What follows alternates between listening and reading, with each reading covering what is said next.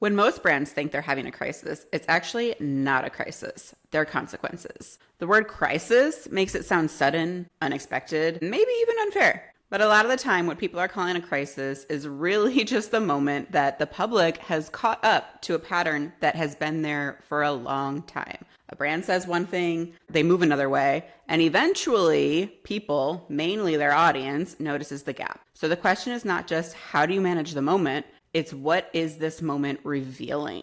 Is it actually a crisis, or is this a brand being forced to face the distance between what it sells and what it stands for? And that's why crisis management still falls flat in so many cases, because it's built around protecting perception, not rebuilding trust. Say less, smooth it over, buy time, control the narrative. Those are all the old rules, but this is brand new rules.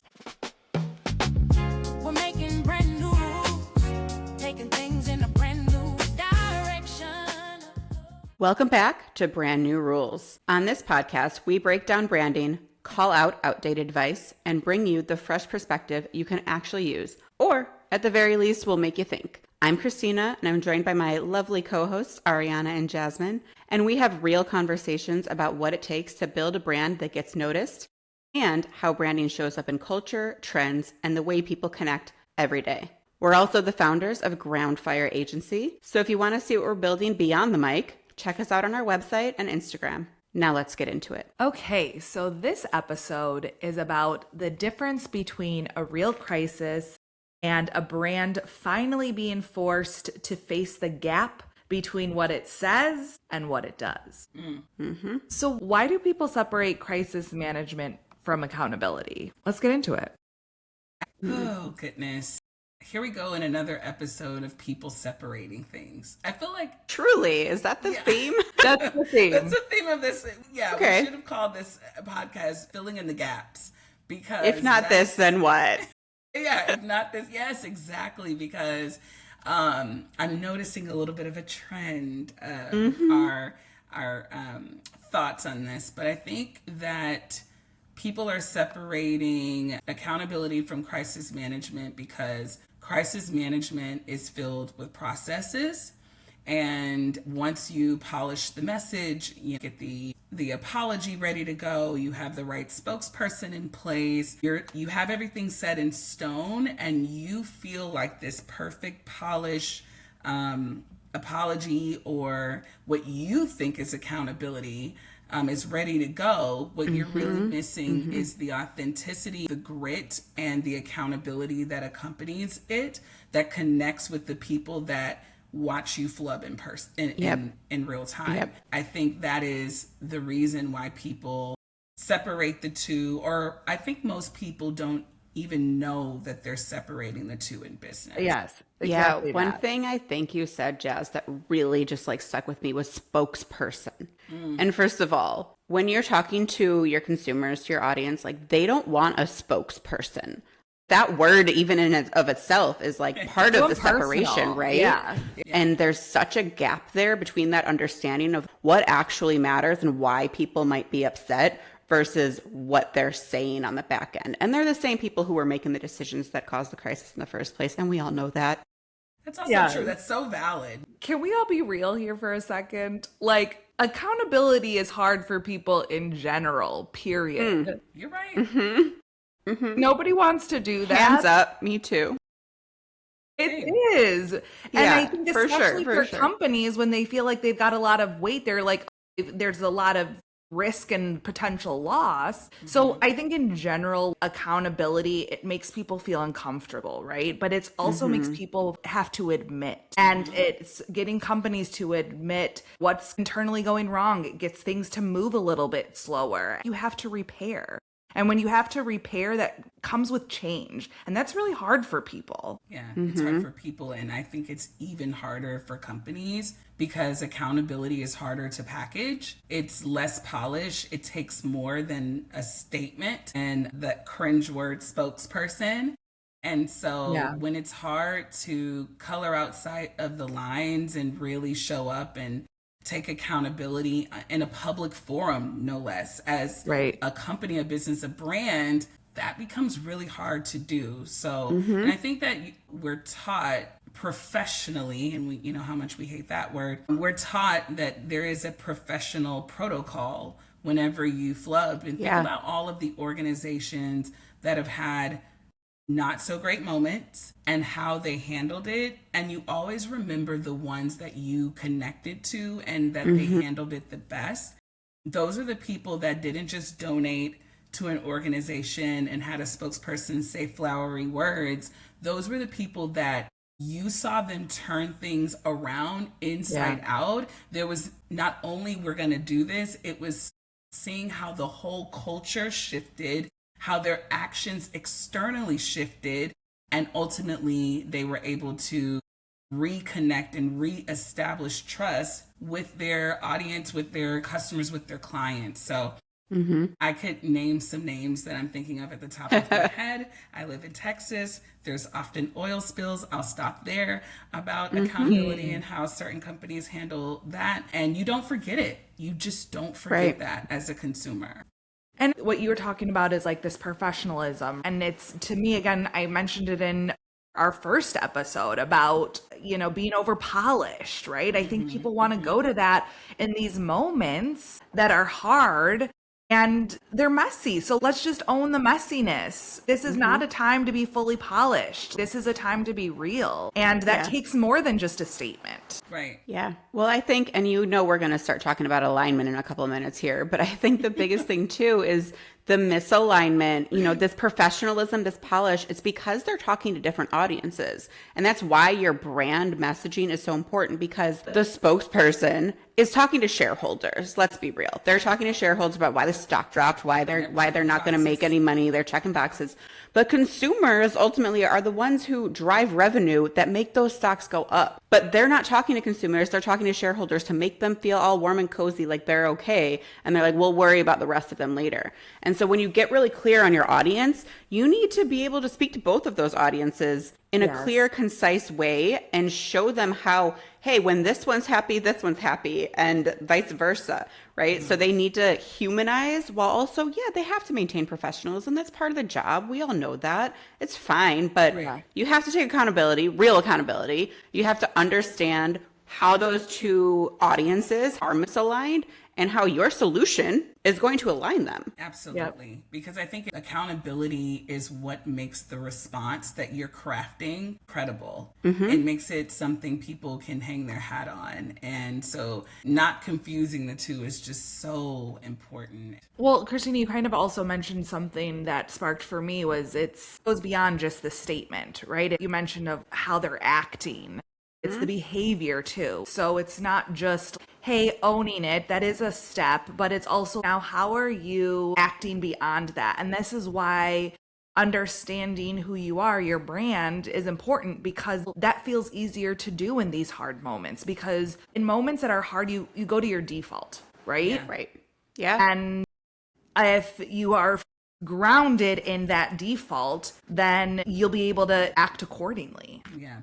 There's no deviation to connect because you're grounded in that. So, all right, when we think about accountability and we think about crisis management or a crisis response, what do you think changes when those two become cohesive and they work together? What does it look like for organizations and for brands when they start ensuring that those two elements really meet in the middle? I think the first thing that comes to mind for me is that they are believable.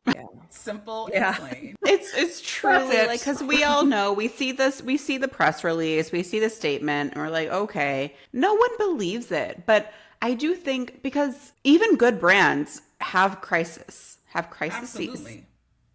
We're getting stuck on that word, but it's all right. Crises come even to good brands. But if you, again, to Ari's point, like if you're grounded in who you are and their crisis comes up and you come out and you talk about it and you say, here's how we're going to fix it. If you already have that brand credibility, you're more likely to be believed. People are more likely to be like, hey, they followed through on something in the past. I think they're going to follow through on this. Like, yeah, they made a mistake. They made a big mistake. We're upset about it. But I think they're going to fix it. Yeah. Or I can see elements of them fixing things. I can see the evidence of the messaging coming to life for me. And so now I can maybe I don't trust them right now, but if they keep going in this direction, maybe I will later. Right. And then you're watching them match the messaging to every action along the way. Yeah. Said this the last time too. I think when you have that lens, you again ask yourselves deeper questions. So you stop thinking in terms of how do we just protect our company, the brand right now, and you start asking, what do we need to own? What do we need to prepare? Yeah. If we want to hold that trust. Yes. You know, and in those responses, when you take that time to answer those questions, which they're not easy to, but when you take that time to do it, that's where sustainability starts to bloom. Yeah, and I think asking those questions too, they go deeper than the polish that we are talking about. Yeah. What do we need to own is definitely where you should start. And I don't think I've, professionally been in any rooms where that's where anyone has started. What do we need to own? And then what do we need to repair? And then what do we want to prove, like when we're moving forward to our audience, our customers, our clients? Those are our employees. Our employees, absolutely. Of course, we ride hard for the employees, but like those are questions that are already poking on accountability. You cannot answer those questions without taking accountability. So really starting, to your point, Ari, asking those questions when there is a crisis in your organization is so important. It's so sustainable, and you're on the right track there for sure. So absolutely. One thing that we do know is what alignment looks like. You can spot misalignment from a mile away. And when a crisis response and accountability are aligned, then you don't have to work as hard to sound credible because it's coming from an authentic place. And ultimately, you stop working against yourself, because when you don't take accountability in your crisis response and merge the two, you are working against yourself. Absolutely. You definitely are. So how can you tell when a crisis response is moving faster than the accountability can support? We're like, oh, hold on. Yeah. You know what? No, I'm just kidding. How do we? That's a great question. That it's like the fastest way to know if, the response is moving faster than the accountability is when there hasn't been any real ownership and you see the response of the audience. So when you see people not really understanding, how many times have you been online and a company has come out and they've released a statement and everyone in the comments says, that's cap, that's not believable, they don't believe that. There's something you did. There's something they did to miss the mark there. Either their statement was vague, which is a red flag. I was going to say that. There's vagueness, because then the question's like, wait, I still have questions. This didn't answer. Right. What's that even mean? Yeah. What are you the doing? Leadership team? We haven't seen them come out and say a thing. They're rushing to the next steps instead of sitting in that uncomfortability and not naming the real issue. Correct. Yeah. That is exactly when you know. Yeah. Well, and I think the hard part about that is it's timing versus your message. And that's why, again, if you don't have a crisis response ready to go, you're not going to match those two. You're just not. There's a lot of times, you talked about the vagueness. Ari, brands put out these statements because they're like, we have to address this head on. And they're right. They need to address it. But then all the questions come, where's leadership? What does this mean? What are you going to do? They weren't prepared for this. They don't have the right answer, but they had to get something out. And so now they're just still backpedaling, trying to get it all out. Because you need to have both. You need to have the right message, and it needs to be quick. Yeah, that's so true. It does need to be quick, but also too, I would say on the flip side of that, a fast response in the wrong direction is not a win. No. No. If you're getting that out there quickly. Because now you have two crises. When has it ever been good? When has it ever been good to just react to something? That has never really been, yeah, in anybody's face. Yeah. Look. Yeah. But that's usually a big signal that it's outpacing accountability. And then another one is internal too. I know we kind of touched on that, but usually there is a lack of rollout and a proper rollout internally with communication. inside of your organization, people are like, wait, what are we actually owning here? Or why aren't we saying enough? Or why are we hiding things that we know internally are happening? Or is there any change that's happening for us inside of this organization behind the statement? That is another shift that you should be looking for too, because your statement's out there, you moved fast, but even your internal team doesn't know what's going on, and they can't even identify what you're actually owning. Right. Talking about the internal chaos and how detrimental that is for everything, because they're still out there talking. Yeah. And they're confused. And if they're confused, everyone's confused. Yeah. Also relying on optics rather than proof points of accountability. More statements, more polished language, more careful phrasing, just to keep the brand looking controlled. But there's no proof points of how this is going to work. You know, there's no data to support your accountability moving forward. There's nothing, you know, so all of those things are just complete red flags. And I feel like personally annoyed. I have just thinking about, you know, not a personal attack. So if we're thinking about all of those elements that are red flags, those are really symptoms. And I know that we like to talk through and discuss what is the fix. So what is the fix when we're connecting crisis response to accountability? What are some best practices? What are some things that we believe would work? Yeah, I'd say clarify what actually happened. So addressing, what are you actually responding to, and what is the issue beneath the headline? Yeah. And with facts. With facts. Yeah. Yeah. Data queen over here. Yeah, exactly. But it's true, right? Yeah. Yeah. I think next you have to align your response with the harm. You know, I talked earlier about your stakeholders versus your consumers, but who did you hurt here? Where did this crisis come from? Where is the harm coming from? And that should be the first thing you're talking about and addressing. Like, what happened, to Ari's point, and then who got hurt and how badly, and not just, especially impact over intent. No one wants to come into a crisis. We all know this. The intention is never to do something awful. At least you hope not. I know. Yeah. My immediate skeptic kicked in there too as I was saying it. I was saying it. I was like, they absolutely know. But that's, again, whatever. So, but still, even if it was the intent, no one really knows that. But let's not try to talk about your intent versus your impact. Let's just talk about your impact. Yes. Because it had an impact, whether you wanted it to or not. Yeah. It actually doesn't matter whether you did. It does if you're like an actual bad actor, but that's a whole other conversation. Absolutely, though. I think that's and I think that's important, because when you understand and address the seriousness of the impact, then you're connecting better with your audience. You're creating messaging that feels real and that people believe. When you are creating messaging that people believe and you're consistent with it, then it builds this trust. Yes. Yeah. I was just thinking through, there are so many crises. Welcome to our crises. There's so many going on right now. When I think about just the news.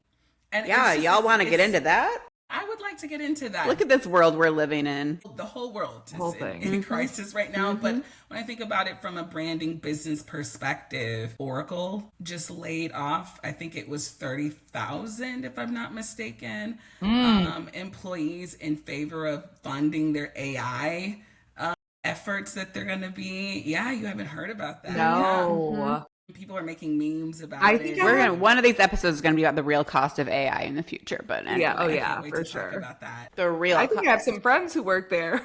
Check on my people. Check on your people. And it was done in internal. Like here's an email. They woke up and it was like, thank you for your service. Peace out. You know.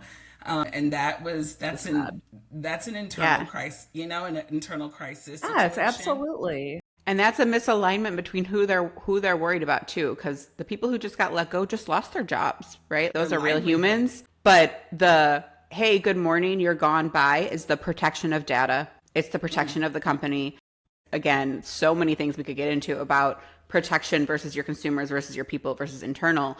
But there has to be a balance. Like you're dealing with real lives. Absolutely. You're dealing with real lives here. Yeah. Yeah. And then even taking it over to fashion. It was Hanifa, I believe. You know, people were having discrepancies and issues around the holidays with receiving their items and how long it was taking. And it became a whole TikTok conversation and it stressed the owner. She got on, paused production for the unforeseeable future. You know, it was a whole thing. And when I'm thinking about every single industry, I feel like I log into Instagram, I'm seeing crises that are happening every single day. And there are statements. I don't even think Oracle's put out I haven't seen a statement from Oracle, but I feel like this conversation is so timely because maybe you're listening and you're sitting inside of an organization that you know needs to take accountability for a recent crisis.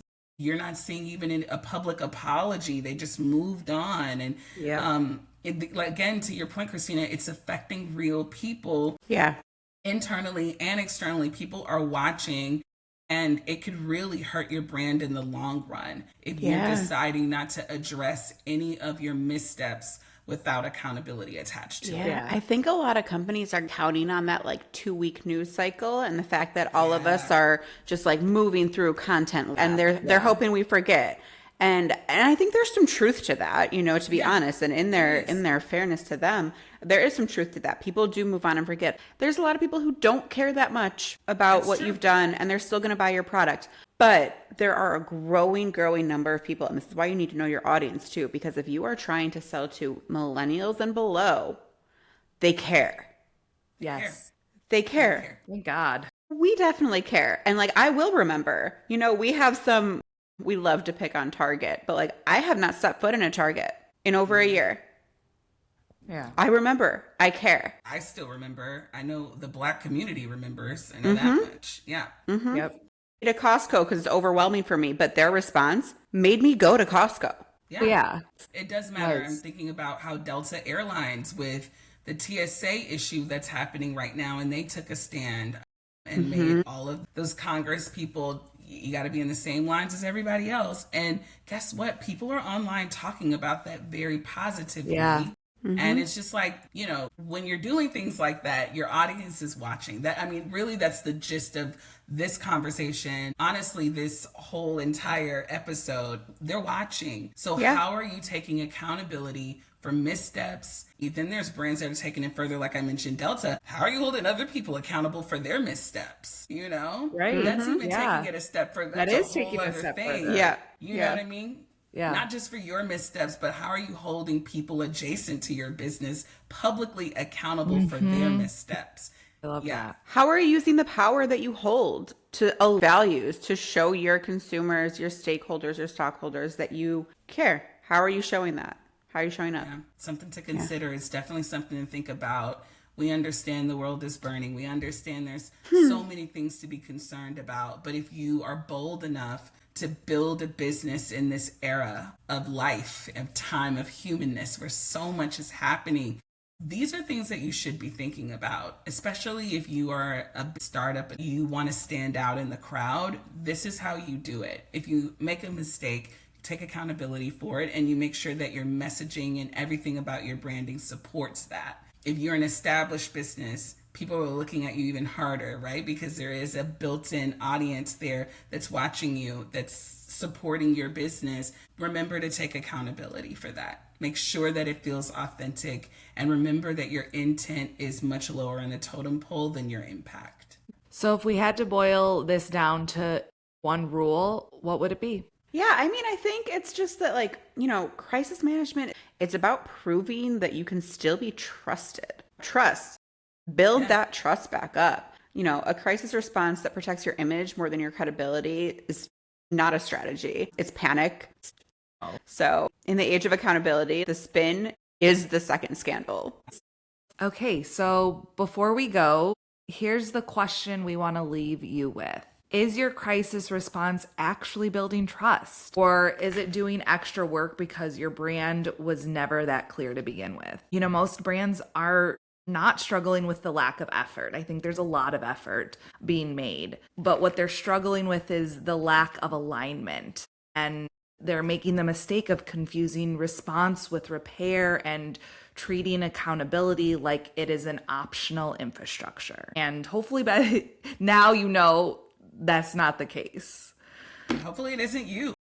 Yeah. Hopefully it isn't you. Exactly. Hopefully it isn't you. All right, y'all. Well, thanks so much for listening. We look forward to our Wednesdays with you every other Wednesday. Follow Groundfire Agency on Instagram, rate us on Apple Music and Spotify, and then, of course, send us someone trying to protect a brand without telling the truth. All right, y'all. Till next time. Thanks, y'all. Bye. Bye.